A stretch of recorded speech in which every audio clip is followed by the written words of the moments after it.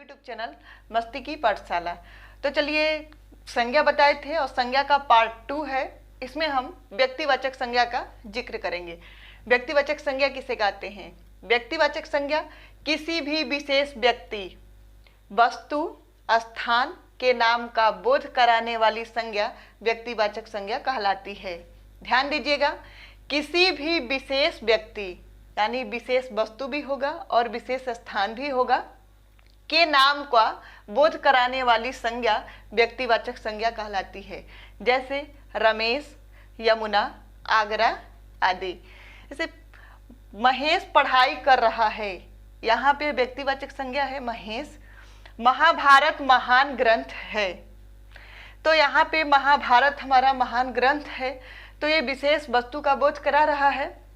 और लखनऊ का विकास तेजी से हो रहा है, यहाँ पे हमारा स्थान है लखनऊ, ये भी एक विशेष स्थान है, तो यहाँ पे लखनऊ का बोध करा रहा है, इसलिए हम इसको व्यक्तिवाचक संज्ञा कहेंगे। तो वाक्यों में महेश, लखनऊ और महाभारत व्यक्तिवाचक संज्ञा है क्योंकि ये महान हैं। तो किसी भी विशेष व्यक्ति माने विशेष व्यक्ति, वस्तु, स्थान और भाव के नाम का बोध कराने वाली संज्ञा व्यक्तिवाचक संज्ञा कहलाती है। तो आपको ये व्यक्तिवाचक संज्ञा एकदम क्लियर हो गया होगा और बच्चों को ऐसे ही समझाइए। पहला हमारा था व्यक्तिवाचक संज्ञा और दूसरा हमारा है जातिवाचक संज्ञा। जिस शब्द से एक जाति के सभी प्राणियों अथवा वस्तुओं का बोध हो उसे जातिवाचक संज्ञा कहते हैं। जैसे जानवर, नदी, अध्यापक, गली, पहाड़ आदि। इस वाक्य में आइए देखते हैं। पेड़ों पर पक्षी बैठे हैं यानी कि पक्षी, और खिलौने से बच्चे खेल रहे हैं। बच्चे यहाँ पे एक प्राणी का बोध करा रहा है। बच्चे ये नहीं बता रहा है कि बच्चे छोटे हैं बड़े हैं, बच्चों का बोध हो रहा है। यहाँ पे सड़क पर गाड़ियाँ चलती है, यहाँ पे गाड़ियाँ। तो वाक्य में हमारे पक्षी, बच्चे, गाड़ियाँ जातिवाचक संज्ञा है। तो आपको समझ में आ गया होगा व्यक्तिवाचक संज्ञा और ये जातिवाचक संज्ञा। तो चलिए आगे हम भाववाचक संज्ञा बताते हैं। भाववाचक संज्ञा किसे कहते? भाववाचक संज्ञा तीसरा हमारा भाववाचक संज्ञा है।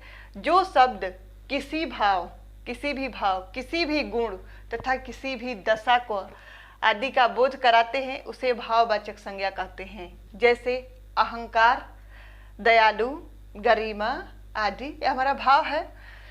जैसे लगातार पढ़ते पढ़ते मुझे थकान हो गई, यहाँ पे हमारी दशा थकान बता रही है, इसलिए ये भी किसी भी गुण या दशा बताने का जो बोध कराए।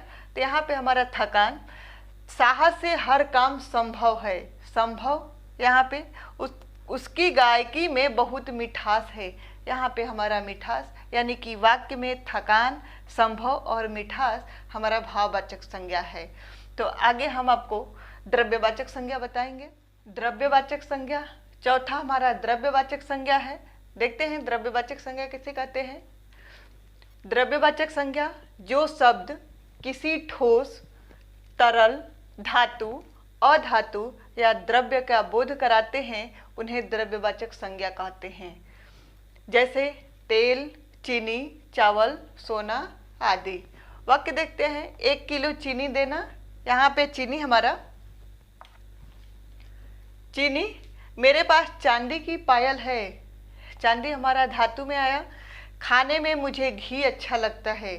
ये हमारा घी जो है वो तरल और ठोस दोनों है। अगर इसको जम जाता है, फ्रिज में रख देते हैं तो जम जाता है, तो ये ठोस पदार्थ का हो जाता है, अवस्था में बदल जाता है। और इसको गर्म कर देंगे, पिघला देंगे तो हमारी तरल पदार्थ में हो जाएगा, यानी कि वो तरल पदार्थ की अवस्था में हो जाएगा। तो घी जो हमारा ठोस और तरल दोनों पदार्थ में आता है।